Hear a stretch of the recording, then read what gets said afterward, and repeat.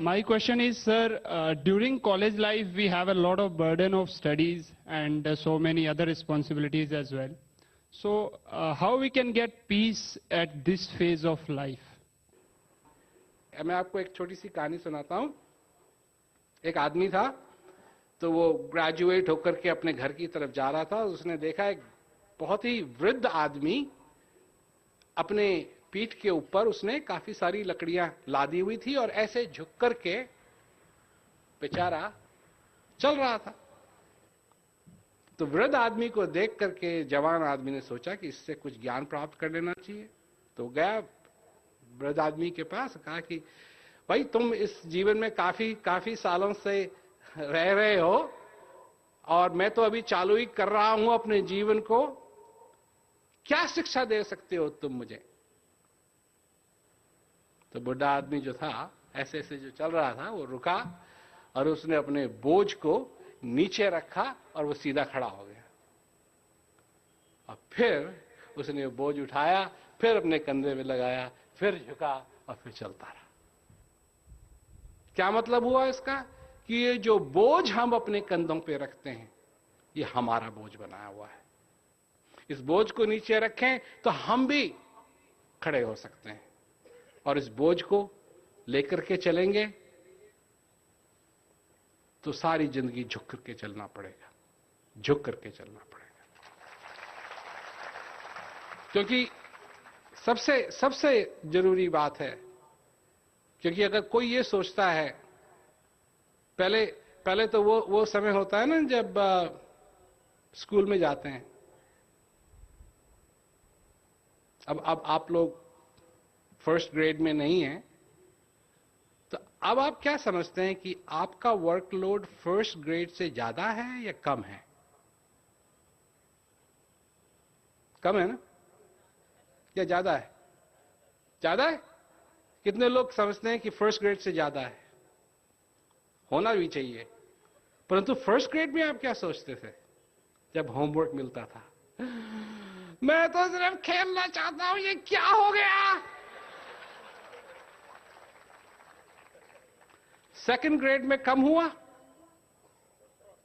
Third grade में उससे कम हुआ, चौथी ग्रेड में उससे कम हुआ, स्कूल पूरा हुआ, हाई स्कूल चालू हुआ, कम हुआ, हाई स्कूल खत्म हुआ, कॉलेज चालू हुआ और बढ़ा, और ये और बढ़ेगा, ये और बढ़ेगा, ये और बढ़ेगा, ये और बढ़ेगा, ये और बढ़ेगा। जब आप छोटे थे तो जो छोटी छोटी लड़कियां होती हैं वो बैठ करके शादी ब्याह की बात करती हैं, नहीं? शादी हो रही है, गुड्डी गुड्डियों की शादी हो रही है, और जो लड़के लोग हैं वो शेविंग में, कई तो जीवी लेकर के और साबुन लगा करके और जीवी लेकर के, दाढ़ी है नहीं पर शेविंग।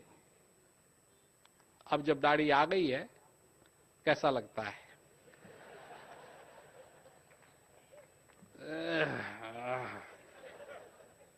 और पहले तो गुड्डा और गुड़िया का खेल था, अब गुड्डा गुड़िया का खेल नहीं है। अब जो छोटा गुड्डा है ना वो प्लास्टिक का नहीं है, वो असली है, वो रोता है वै। वो पहले वाले में तो उसको दबाना पड़ता था रुलाने के लिए, और इसको दबाना नहीं पड़ता, ये अपने आप ही रोता है। और इसकी बैटरी भी चेंज नहीं करनी पड़ती है, ये रात में रोता है, दिन में रोता है, रात में फिर रोता है, और उसको ये कम नहीं होता, ये कम नहीं होता। तो फिर अगर ये कम नहीं होता है तो क्या चांसेस हैं हम लोगों के कि हम आनंद की जिंदगी कब जिएंगे? क्या चांसेस है? क्या चांसेस? तो फिर ये सारा खेल आनंद का, ये सारा खेल शांति का बिल्कुल जस्ट अ ड्रीम साबित नहीं हो सकता। तो ये सब कुछ कहना, जो तिल माही तेल है, जो चकमक में आग, तेरा साईं तुझ में जाग सके तो जाग। अब जरा सोचिए इसके बारे में, अगर तिल में तेल है, अब कोई कहे कि प्रूव कीजिए, तिल में तेल है तो उसमें आप पकोड़े तल सकते हैं? तिल के तेल में तो तल सकते हैं, तिल में तल सकते हैं। अगर अपनी कढ़ाई में तिल डालें और उसके ऊपर डालें बेसन को बना करके और फिर उसमें गोभी डाल करके उसको डालें, तो आप समझते हैं कि पकोड़े तल जाएंगे? तो इसका मतलब है कि तिल में तेल नहीं है।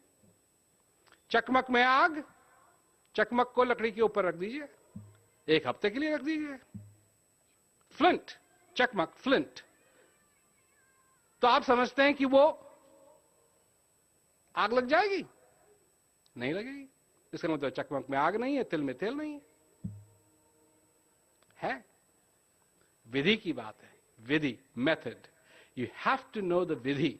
अगर विधि के मालूम है तो आप तिल में से तेल निकाल सकते हैं और उस तेल में आप अपने पकोड़े बना सकते हैं। और अगर आपको मालूम है विधि, तो आप उस चकमक में से आग निकाल सकते हैं और उस लकड़ी को जला सकते हैं।